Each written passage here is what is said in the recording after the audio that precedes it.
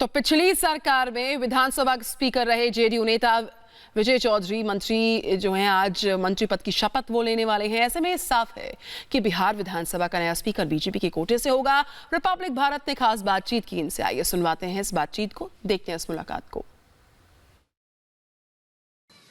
अभी तो हम आपको इतना ही बता सकते हैं कि हमको मंत्री बनने से संबंधित सूचना मिली है।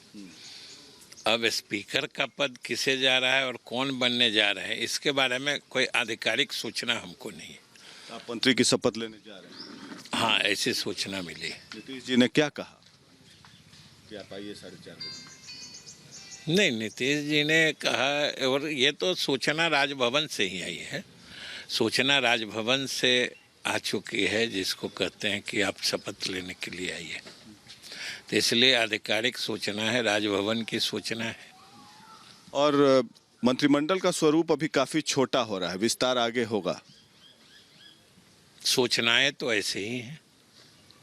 आप डिप्लोमेटिक क्यों हैं इतना? और बीजेपी के तारकिशोर प्रसाद ने कहा, मुझे अभी इंटरव्यू किया था हमने, उन्होंने कहा कि 2 उप मुख्यमंत्री बन रहे हैं, रेणु देवी और तारकिशोर प्रसाद। ये तो वैसे भी स्वाभाविक लग रहा था जब नेता और उपनेता उन दोनों को बनाया गया था और ये तय हुआ कि 2 उप मुख्यमंत्री बनेंगे, तो स्वाभाविक रूप से उन्हीं दोनों का बनना था।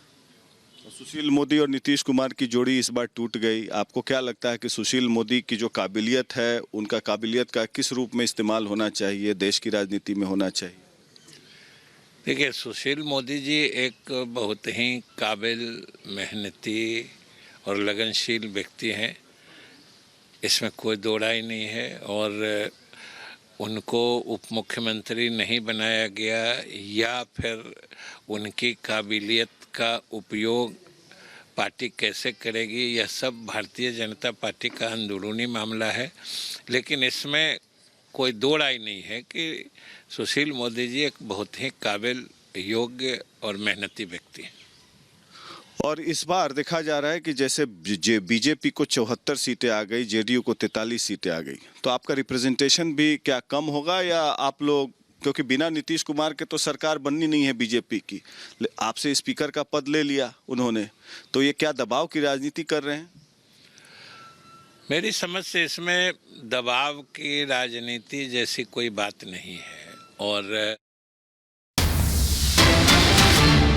और इस बीच एक और बड़ी खबर आ रही है। खबर ये कि बिहार में शपथ को लेकर ये बड़ी खबर है। मंगल पांडे मंत्री पद की शपथ लेंगे। रामप्रीत पासवान भी मंत्री बनाए जाएंगे। अमरेंद्र प्रताप सिंह का भी नाम मंत्रियों की फेहरिस्त में। संभावित मंत्रियों के नाम लगातार हम आपके सामने रख रहे हैं। शाम 4:30 बजे ये शपथ ग्रहण समारोह होगा राजभवन में।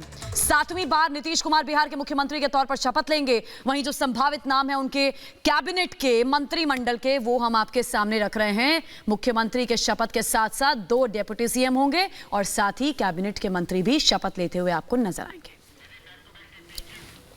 तो जेडीयू नेता अशोक चौधरी को भी नीतीश कैबिनेट में शामिल किया जा रहा है। क्या कुछ उनकी प्राथमिकताएं दरअसल हैं, आइए सुनवाते हैं। मंत्रिमंडल का स्वरूप अभी काफी छोटा है, तो क्या कोई स्ट्रेटेजी बनाई गई है? हम समझते हैं, क्योंकि हम उस डिस्कशन में नहीं थे, लेकिन हम समझते हैं कि जैसे बहुमत होगा, बहुमत के बाद फिर एक्सपेंशन होगा, जो तरीका है।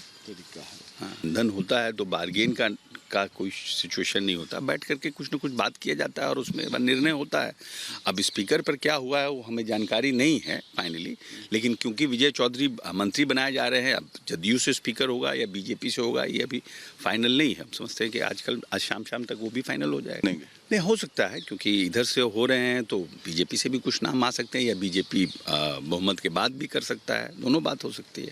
देखिए, सुशील मोदी और बीजेपी जेडीयू का एक बड़ा लीथल कॉम्बिनेशन था और सुशील मोदी जी का गवर्नेंस पे खास करके और डेटाज पे जो मतलब उनका होमवर्क रहता था, चाहे कभी विधानसभा में बोलना हो, हमने तो उनको बहुत बार देखा है, 2-4 बार पब्लिक उस पर भी उन्होंने बिहार की बात को डेटा से, वर्ल्ड बैंक के इस पर, मतलब पढ़े लिखे एक अच्छा जिसको बोलते हैं पॉलिटिशियन और पूरी तरह से एनडीए के लिए समर्पित उनको कहीं ना कहीं, अब क्या, तो भारतीय जनता पार्टी का निर्णय है, लेकिन कहीं ना कहीं उनको महत्वपूर्ण जगह पर रखना चाहिए, जिससे कि एक कोहेसिव एटमॉस्फेयर बना रहे। नहीं, देखिए, नीतीश कुमार जी ने एक एक कुछ लोगों का नैरेटिव होता है ना, जब आप बहुत लंबे समय तक कहीं रह जाते हैं तो लोग अपने तरह से इंटरप्रिटेशन करना शुरू करते हैं। नीतीश कुमार 5 से 10 में भी बहुत काम है। आप देखिए, घर घर जो बिजली गई, बिजली का क्या था, लोगों को 3 किलोमीटर 5 किलोमीटर अपना मोबाइल चार्ज करके जाना पड़ता था, आज घर घर बिजली पहुंचाया। तो ये तो नीतीश कुमार ने 13 के बाद किया ना। तो how can you say that कि 5 में 10 में बहुत काम हुआ था, क्योंकि वो वस्त था। बिजली 22 घंटे रहती है गाँव में, हाँ, इसमें कोई दो हाँ, तो वो वस्त था। 5 से 10 में मिस रूल, मिसकंडक्ट, उसके खिलाफ लोग का था। तो 5 के 10 में लोगों को लगा कि बहुत काम हुआ है, लेकिन वो बहुत काम, फिर काम, फिर काम, तो लोगों को लगता है कि 5 लोग भूल जाते हैं ना पुराने कामों को। लेकिन एक बात ये है कि ये मेरा अपना व्यक्तिगत है कि आने वाले समय में इस बार जो वोटिंग का जो तरीका देखा गया है, काम हार गया है।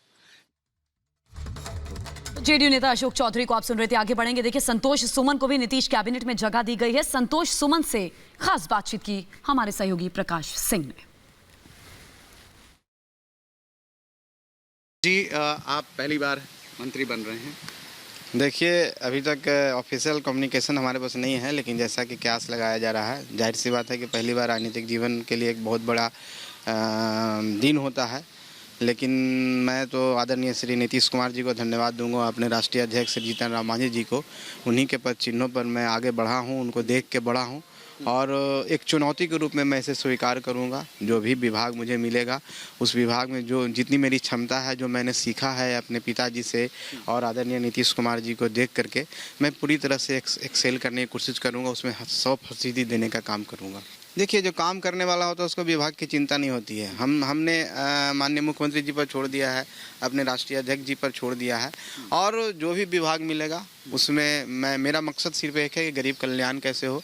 हमारी जो पार्टी है हिंदुस्तानी आवाम मोर्चा सेकुलर, गरीबों के लिए एडवोकेसी करती है, उन ऐसे लोगों को एडवोकेसी करती है जो अपनी आवाज़ को बुलंद नहीं कर सकते हैं, उनको कैसे आगे लाना है, उनकी आवाज़ को कैसे बुलंद करना है। कोई भी विभाग मिलेगा, हर विभाग के साथ जस्टिस होगा और विकास होगा, और अपने लोगों के आगे लाने की कोशिश